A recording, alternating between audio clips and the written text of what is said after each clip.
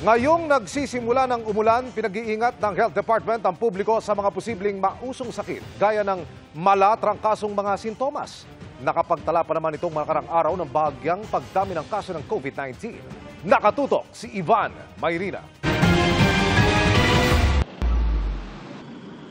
Salita na naman ng init-lamig ngayon habang tila nagtatransisyon ng tag-init sa tag-ulan. Wild weather ba? Tila wild din daw ang mga sakit na posibleng mauso sa mga susunod na araw, lalo pag tag-ulan na talaga.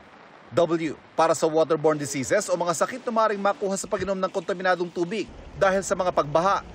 I, para sa influenza-like o malatrangkaso mga sintomas tulad ng ubo, sipon at pananakit ng katawan. Bakit dumadami ang nagsisipon, nagsusore throat? Maaaring dahil yan sa pagbago ng panahon ng ating lalamunan. Naninibago sila dun sa tubig sa hangin. Nai-irritate yung lining ng ating mga lalamunan at ilong. Huwag din daw kalimutan ng L o leptospirosis dahil sa mga pagbaha at ang dengue at iba pang sakit na dala ng mga lamok tulad ng Zika at chikungunya. Pag medyo malamig, maraming tubig, kung saan namumugad itong mga lamok, talagang tumataas ang dengue.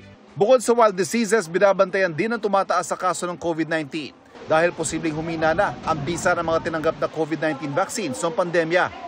Ito rin ang tinitingnan dahilan ng Ministry of Health ng Singapore sa biglang lobo ng mga kaso roon.